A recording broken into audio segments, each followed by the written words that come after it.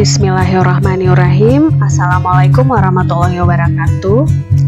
Hai adik-adik sekalian, hari ini kita masuk pada materi ke-6 tentang angin dalam mata kuliah Meteorologi Laut 3 SKS, pengasuh mata kuliah oleh saya sendiri, Ibu Sari Hauliah Matkoda.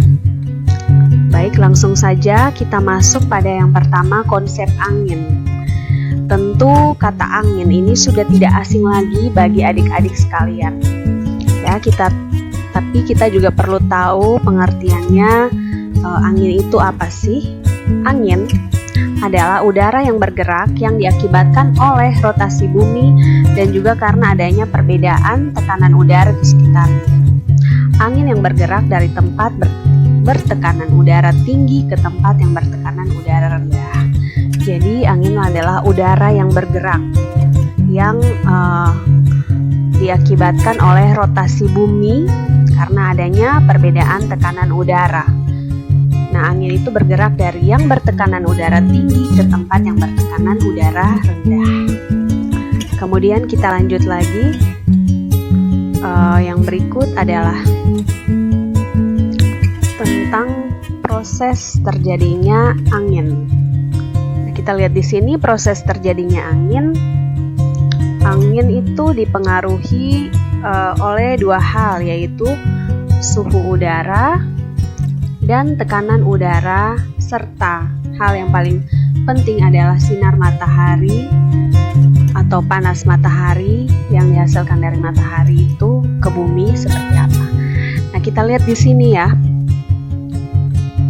Angin terjadi karena adanya perbedaan tekanan udara atau perbedaan suhu udara pada suatu daerah atau wilayah tertentu, ya. Hal ini berkaitan dengan besarnya energi panas, ya, besarnya energi panas yang diterima oleh permukaan bumi pada suatu wilayah atau suatu daerah tertentu. Jadi besarnya panas yang diterima bumi dari sinar matahari itu mempengaruhi tekanan udara dan suhu udara pada suatu daerah. Nah, daerah yang memiliki energi panas matahari lebih besar akan mempunyai suhu udara yang lebih panas dan tekanan udara yang cenderung lebih rendah. Kemudian sehingga akan terjadi perbedaan suhu dan tekanan udara antara daerah yang menerima energi panas yang lebih besar dengan daerah yang lebih sedikit menerima energi panas. Jadi perbedaan permukaan bumi yang terkena sinar matahari atau panas matahari lebih banyak itu berbeda dengan yang tidak terlalu terkena sinar matahari dari matahari ini, ya. Jadi suhu udara dan tekanan udaranya akan berbeda. Nah, hal inilah yang mengakibatkan terjadinya aliran udara pada suatu wilayah tersebut. Nah, angin memiliki hubungan yang sangat erat dengan sinar matahari karena daerah yang terkena banyak paparan sinar matahari akan memiliki suhu yang lebih tinggi dan udara yang lebih rendah, seperti yang Bu jelaskan tadi, ya. Dari daerah lain ini di sekitarnya akan menyebabkan terjadinya aliran udara angin yang dapat disebabkan oleh pergerakan suatu benda yang mendorong udara di sekitarnya untuk bergerak ke tempat lain, ya. Lalu ini proses terjadinya angin secara alami kurang lebih seperti ini. Tapi kita juga tentu pernah mendengar tentang angin buatan. Nah, angin buatan itu bisa dibuat dengan alat, mulai dari yang paling sederhana sampai yang paling rumit. Nah, kalau secara sederhana bisa kita ciptakan sendiri dengan telapak tangan, kipas, misalnya kipas sate, koran, buku, majalah yang biasa kita kipas-kipaskan. Kemudian bisa juga kalau yang agak rumit misalnya dari hair dryer, kipas angin, ya, pompa ban dan sebagainya. Dan juga bisa kita buat sendiri dengan mulut, hidung. Nah, itu bisa proses terjadinya angin secara sederhana kurang lebih seperti itu pada kehidupan kita sehari-hari.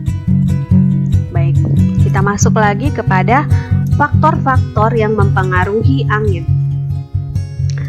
Yang pertama adalah, kita lihat di sini ada yang namanya gradien barometris. Nah, gradien barometris ini adalah angka yang menunjukkan tekanan udara. Besarnya gradien barometris, maka semakin cepat pula angin yang bertiup. Jadi gradien barometris ini adalah angka yang menunjukkan tekanan udara. Kemudian yang berikutnya adalah ketinggian tempat. Nah, ketinggian tempat. Semakin tinggi suatu tempat, maka semakin cepat angin bertiup. Ini disebabkan oleh pengaruh gaya gesekan yang menghambat laju udara. Di permukaan bumi angin tidak begitu cepat, sehingga karena itu angin tidak cepat. Mengapa angin tidak cepat? Karena terhalang oleh misalnya ada bebatuan, pepohonan, dan benda-benda lain. Jadi ketinggian tempat juga mempengaruhi angin. Faktor yang berikut adalah letak dari tempat tersebut. Angin di suatu daerah, apalagi kalau di daerah khatulistiwa seperti di Indonesia, bergerak lebih cepat dibandingkan dengan daerah yang ada di tempat lain. Misalnya di angin di kutub, itu berbeda dengan yang ada di daerah khatulistiwa. Jadi tempat letaknya berbeda. Karena itu tadi ya, kita lihat ada faktor dari panasnya matahari yang diterima oleh bumi, maka itu juga mempengaruhi angin. Yang berikut adalah waktu. Nah, angin di siang hari bergerak lebih cepat daripada angin di malam hari. Ini terjadi karena suhu udara di siang hari lebih panas dibandingkan dengan malam hari.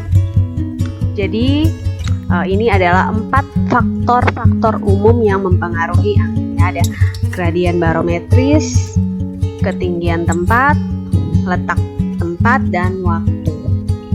Kita lanjut lagi selanjutnya. Jenis-jenis angin. Nah, kita lihat yang pertama berdasarkan angin lokal. Berdasarkan angin lokal itu yang pertama adalah angin laut. Angin laut adalah angin yang bertiup dari arah laut ke arah darat yang umumnya terjadi pada siang hari dari pukul 9 sampai dengan pukul 16. Jadi pukul 9 pagi sampai pukul 4 sore.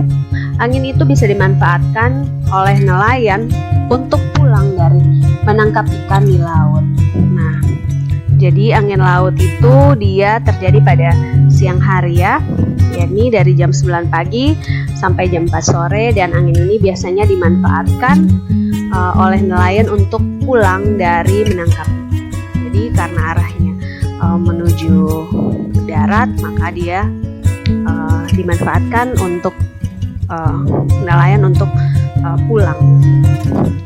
Kemudian yang berikut adalah angin darat. Angin darat adalah angin yang bertiup dari arah darat ke arah laut yang umumnya terjadi pada saat malam hari, yakni dari pukul 20 sampai dengan pukul 6 pagi. Angin jenis ini bermanfaat bagi para nelayan untuk berangkat mencari ikan dengan perahu yang bertenaga angin sederhana. Jadi dia kebalikan dari angin laut tadi.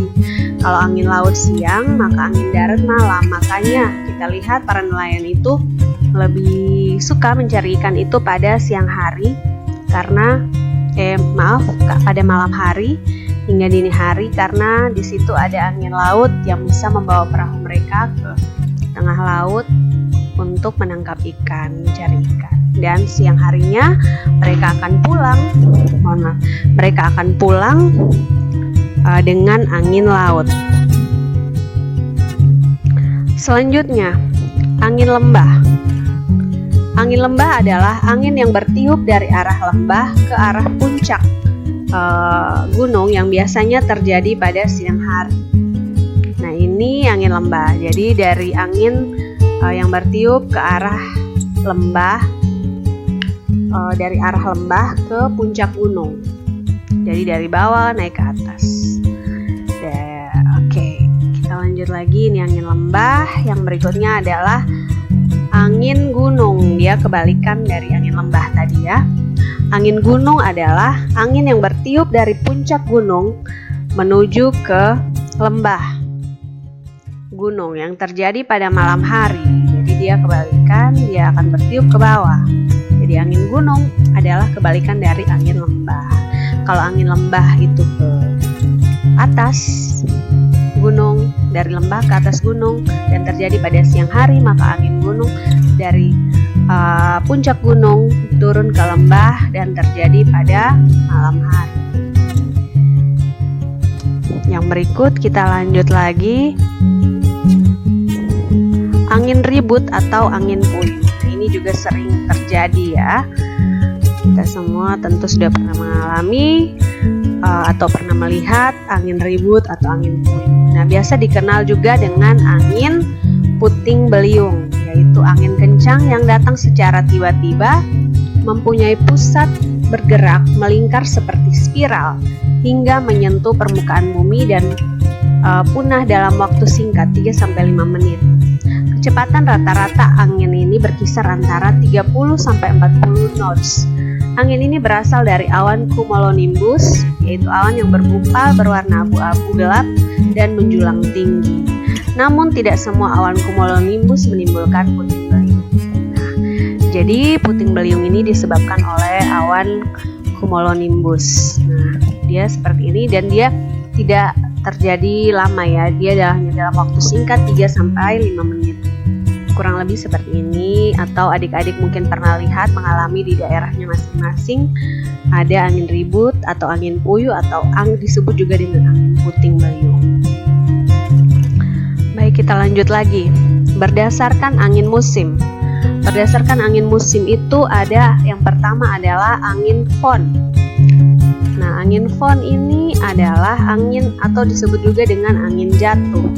Adalah angin yang terjadi seusai hujan orografis. Angin yang bertiup pada suatu wilayah dengan temperatur dan kelengasan yang berbeda. Angin fon terjadi karena adanya pergerakan massa udara yang naik di pegunungan yang tingginya lebih dari 200 meter di satu sisi, lalu turun di sisi lain. Angin fon yang jatuh dari puncak gunung bersifat panas dan kering karena uap air sudah dibuang pada saat hujan orografis. Jadi ini angin fon ya. Seperti ini prosesnya, dia terjadi saat hujan. Jadi ada penguapan air di laut, ada presipitasi, lalu terjadinya ini dan nantinya angin tersebut akan naik bersama hujan dan dia akan turun. Dan dia bersifat panas dan kering. Seperti ini ya. Jadi ini angin juga agak berbahaya untuk kita. Kita lanjut lagi, angin muson. Angin muson atau disebut juga dengan angin monsun. Muson adalah angin yang berhembus secara periodik minimal 3 bulan antara periode yang satu dengan periode yang lain, dan akan berlawanan yang berganti arah secara berlawanan setiap setengah tahun. Umumnya pada setiap setengah tahun pertama bertiupnya angin darat yang kering dan setengah tahun berikutnya bertiup angin laut yang basah. Nah, ini angin muson ya, maaf tadi Ibu belum sempat menjelaskan. Nah, ini angin muson. Jadi dia berlawanan arah setiap setengah tahun. Jadi misalnya nanti di arah ke sana, kemudian di periode selanjutnya dia akan berbalik arah. Jadi saling berlawanan arah. Dan pada umumnya setengah tahun pertama itu yang bertiup adalah angin darat yang kering, kemudian setengah tahun selanjutnya bertiup angin laut yang basah. Jadi angin muson itu seperti ini. Ya, dia punya perputarannya. Misalnya kalau ini digambarkan di negara Indonesia. Kita lanjut lagi, yang berikut angin musim barat. Angin musim barat atau angin muson barat adalah angin yang mengalir dari benua Asia ke benua Australia. Jadi benua Asia pada saat musim dingin ke benua Australia pada saat musim panas dan mengandung curah hujan yang banyak di Indonesia bagian barat. Hal ini disebabkan karena angin ini melewati tempat yang luas seperti perairan dan samudra. Contohnya perairan samudra yang dilewatinya adalah Laut Cina Selatan, Samudra Hindia. Nah, angin musim barat ini menyebabkan Indonesia mengalami musim hujan. Angin ini terjadi pada bulan Desember sekarang ini ya, Januari dan Februari, dan maksimal pada bulan Januari dengan kecepatan minimum 3 meter per second. Jadi sangat. Nah, sekarang ini kita sudah masuk bulan Desember. Sekarang ini angin musim barat ya. Ini yang menyebabkan terjadinya hujan di Indonesia. Jadi ini dia punya alirannya seperti ini, menuju ke barat. Ya, panahnya. Oke, itu angin musim barat. Kita lanjut lagi. Yang berikut adalah angin musim timur. Nah, ini kebalikan lagi dari angin muson barat tadi, atau musim barat tadi. Ini namanya ya, ada musim muson, sama saja itu pemberian nama tapi artinya sama. Adalah angin yang mengalir dari benua Australia pada musim dingin ke benua Asia pada musim panasnya. Kebalikan kan dari musim barat tadi. Nah, dan sedikit curah hujan atau kemarau di Indonesia bagian timur karena angin melewati celah-celah sempit dan berbagai gurun seperti gurun Gibson, Australia Besar, dan Victoria. Ini menyebabkan Indonesia mengalami musim kemarau yang terjadi pada Juli, Juni, dan Agustus, dan maksimal pada bulan Juli. Yang sudah kita alami beberapa bulan lalu ya, itu adalah akibat dari angin musim timur. Dia berlawanan ya. Kalau tadi ke barat, sekarang dia ke timur lagi. Ini kebalikan dari angin musim timur, barat. Baik, kita lanjut lagi. Yang berikut adalah angin pasat. Angin pasat ini adalah angin yang bertiup sepanjang tahun dari suatu daerah subtropik menuju ke daerah ekuator atau khatulistiwa. Terdiri dari angin pasat timur laut bertiup di belahan bumi utara dan angin pasat tenggara bertiup di belahan bumi selatan. Di sekitar khatulistiwa, kedua angin pasat ini bertemu. Kemudian temperatur di daerah tropis selalu tinggi, maka massa udara tersebut dipaksa naik secara vertikal atau konveksi. Daerah pertemuan kedua angin pasat tersebut dinamakan dengan daerah konvergensi antartropik atau DKAT. Jadi ini adalah perputaran dari angin pasat. Jadi ada dua ya, angin pasat tenggara dengan angin pasat selatan. Ini dia punya gambarannya seperti ini, dia perputarannya seperti ini, dan kedua angin tersebut dinamakan dengan daerah konvergensi antartropik atau DKAT. Ya, itu jenis-jenis dari angin. Yang terakhir ini adalah angin antipasat. Nah, ini gambaran proses terjadinya angin pasat. Udara di atas daerah ekuator yang mengalir ke daerah kutub dan turun di daerah maksimum subtropik merupakan angin antipasat. Nah, di belahan bumi utara disebut angin antipasat barat daya dan di belahan bumi selatan disebut dengan angin antipasat barat laut. Pada daerah sekitar lintang 20 derajat sampai 30 derajat lintang utara dan lintang selatan, angin antipasat kembali turun secara vertikal sebagai angin yang kering. Angin kering ini menyerap uap air di udara dan permukaan daratan. Akibatnya terbentuklah gurun di muka bumi. Misalnya gurun Saudi, gurun Sahara, dan gurun di Australia. Nah, ini ya bentuknya, proses terjadinya. Di sini ada lintang 20 derajat sampai 30 derajat lintang selatan dan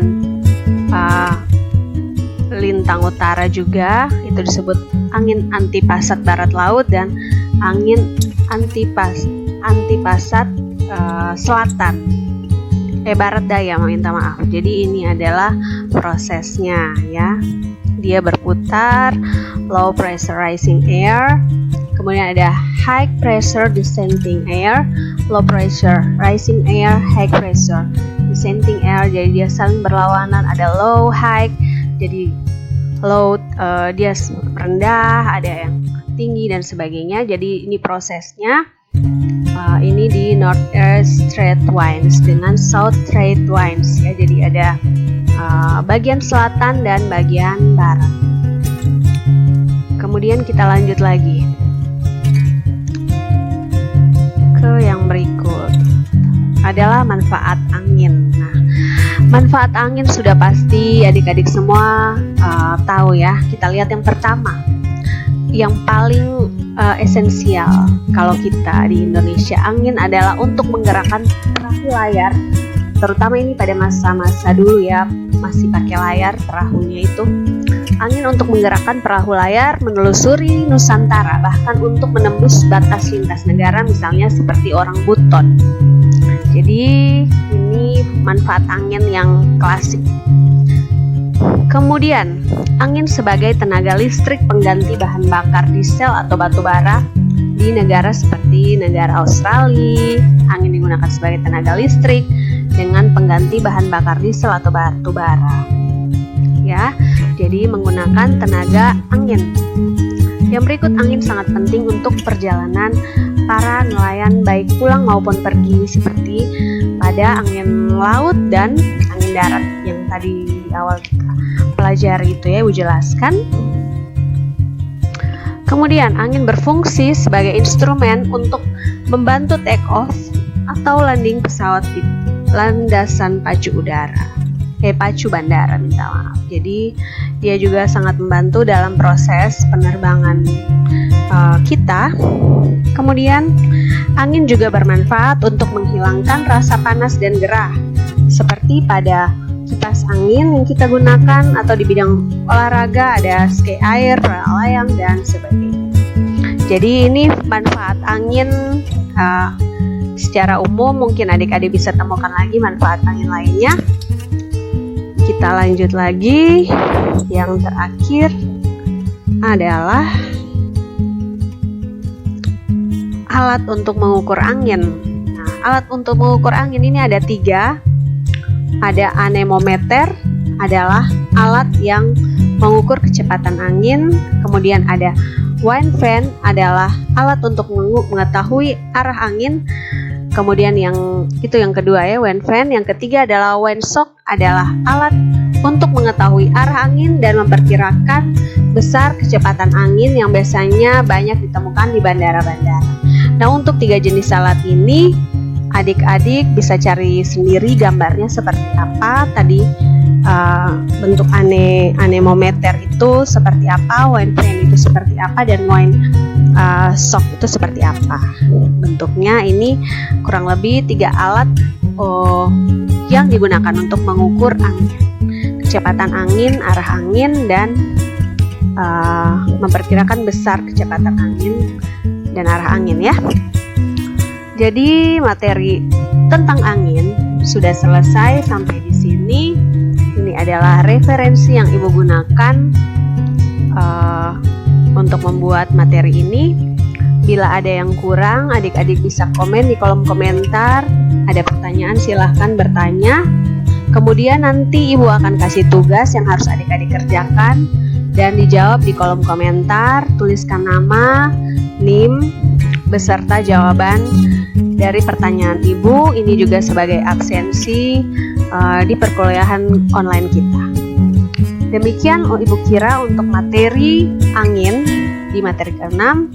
Minggu depan kita akan middle semester. Jangan lupa belajar, nanti Ibu kirimkan kisi-kisi materi yang akan dipelajari, yang perlu kalian ingat, poin-poin apa yang perlu kalian ingat untuk ujian di mid semester.